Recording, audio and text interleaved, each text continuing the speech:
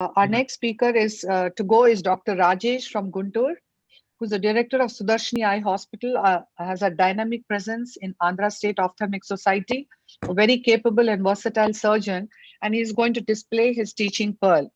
Dr. Rajesh? Yeah. Yeah. Can you see my video? No, you need to start sharing your screen. Yes, sorry.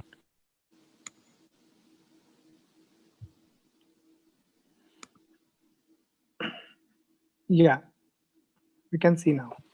Yeah. Basically, I got a thank you very much, Dr. Chitra Ramurthy, for giving me this opportunity to share the webinar with the stalwarts of the Indian ophthalmology. I have a short video. Basically, this is about dealing with a hard cataracts, and I've slightly dramatized it. You can see the video. There is a voice overlay also for that.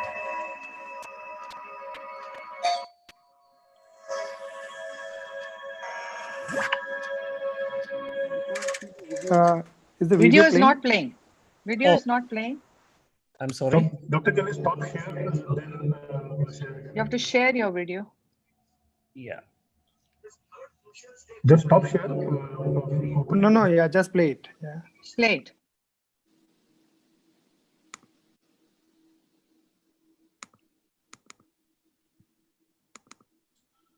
You need to, doctor, you need to open. Can you see that now? Can you see that now? No. No. Can you stop share for a minute? Touch the video screen. But start with the video screen, not the photo screen. Just stop and then share. Could you stop sharing? Yes. And then open that video and then share.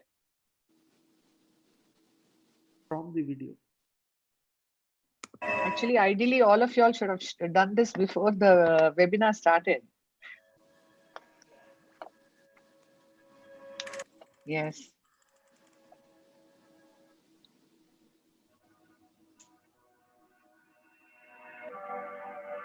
Dr. Rajesh, you need to first open the video. Something we all face in our day-to-day surgery. Dr. Rajesh, only the voice is coming. Very difficult. Video is not playing. You have to click play. Yeah. Yes. All right. Good. Yes. Go back to the beginning. Is some. Yes. Thank you. Sorry.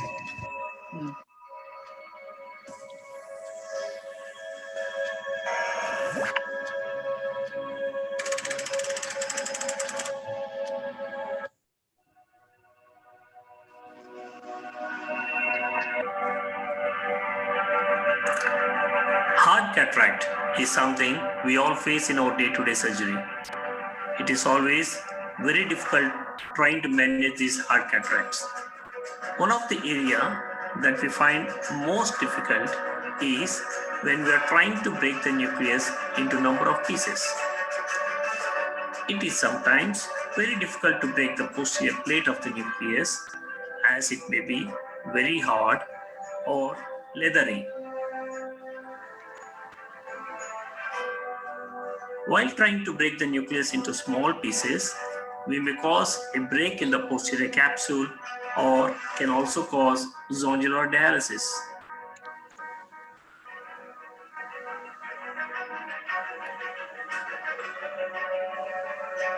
Let us look into another case of a hard cataract.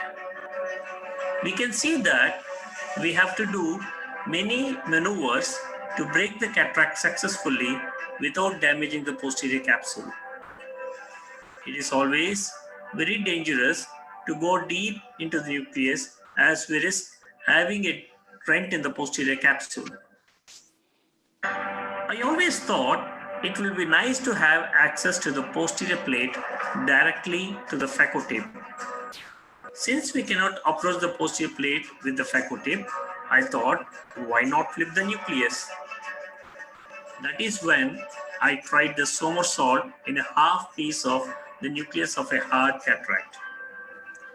I was successful in turning the nucleus and so could get access to the posterior plate of the nucleus directly to the phaco tip at the pupillary plane. Why not try this in other cases? I tried this in a grade 1 cataract. It worked well. I didn't even need a second instrument. What I have done here is flipping the nucleus 180 degrees so that the posterior plate comes to lie in the pupillary plane.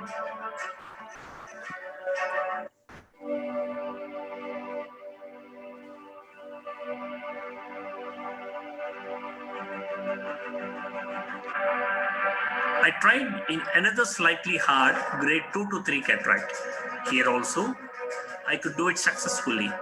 I had no difficulty in doing the phaco somersault, and I have noticed that I have accidentally mastered another technique of doing phaco emulsification without a second instrument. Let us see how it is done again. Catching hold of the edge of the nucleus at the equator, the nucleus is maneuvered in the pupillary plane for easy emulsification.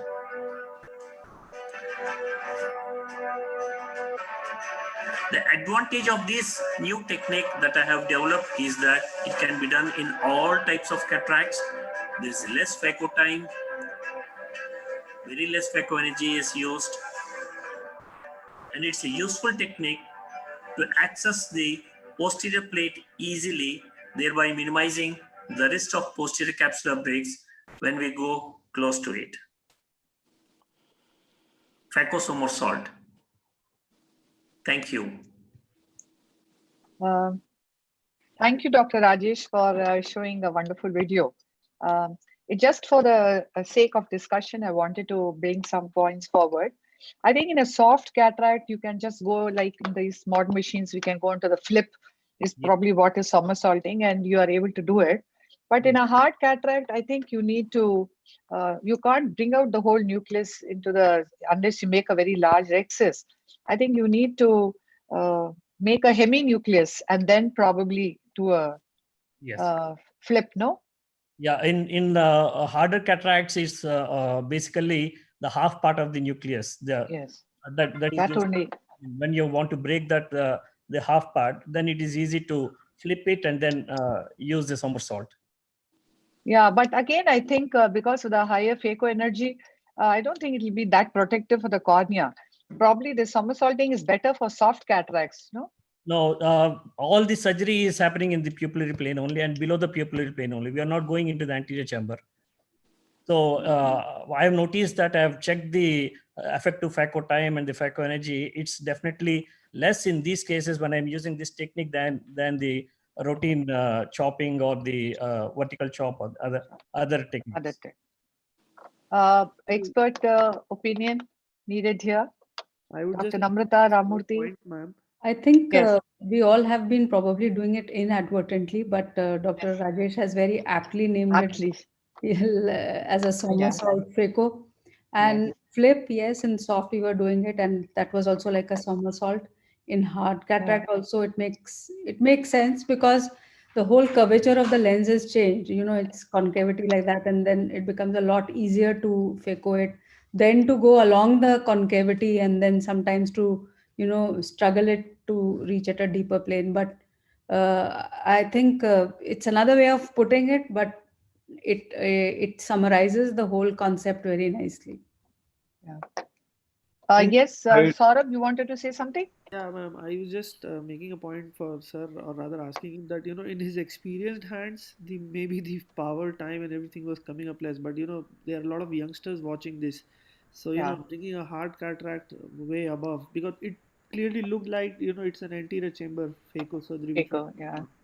So it's So not. I think within the contains of that crater, if it is being done, which was shown, and it's not that whole nucleus which is, you know, somersaulting. It is only when it has been debulked significantly that the whole thing is somersaulting.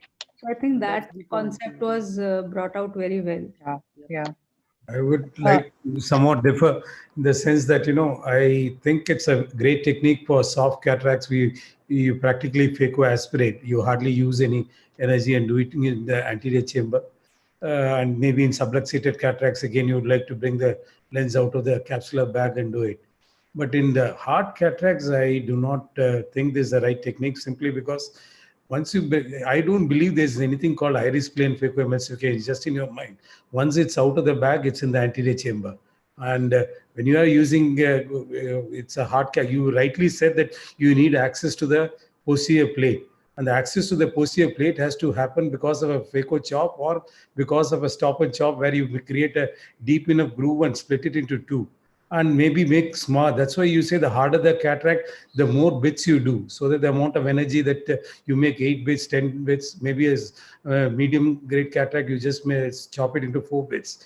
So when you bring this entire cataract into the anterior chamber, I think as Namrata pointed out, some of us end up doing it once in a while. You have a rhexis runoff, it comes into the anterior chamber, but I'm not at all happy doing it. And there is a significant amount of phaco energy that's consumed, as Saurabh pointed out. I mean, it could be quite, however much the dispersive viscoelastic you might fill, it might be quite deleterious to the corneal endothelium. So the idea is to stay within the confines of the bag, split the hard cataracts into as small pieces as possible, break the backbone of the nucleus, and then each and every chip, if you can emulsify in the bag, it's possible. But sometimes you have to bring it into the anterior chamber and keep your probe as inclined as possible towards the posterior pole, and then emulsify it, which is just not possible if you bring the entire nucleus into the anterior chamber. And I was noticing even in your videos, it's fairly close to the corneal endothelium. So maybe I would have reservations about doing this technique. Dr. Suhas? Well, just another way of skinning a cat. And, well, he just found it and he's kind of mastered it. It's easy in his hand. But for the general public, who are struggling to really get into basic techniques, I think it probably is not a technique, at least I would put my, bet on. There's so many others. But anyway, he has got them, he has mastered it, he's doing it.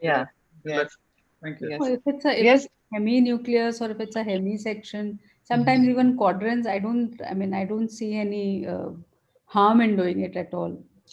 No, Rajesh, that was a wonderful skilled way with which you dealt with it.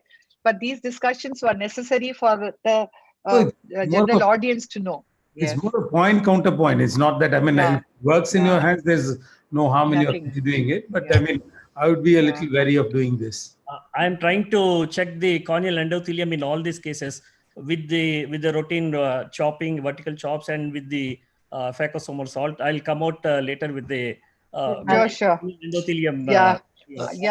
We would have less heart in mouth surgeries if all of us could do this and get done with those cases. And maybe Dr. Rajesh should also try to define in which scenarios this may be useful, rather than telling it is the best universal rather than telling that way, like Ram Murthy sir said, when there is a rhexis break, when we don't want a lot of manipulation within the bag, so you can define. So that will be. When there is a rhexis break, even when there's a jigsaw puzzle kind of a thing, and it just doesn't, it just refuses to. That thing is just not. There's no space at all in the capsule. Even then, I thought it was useful.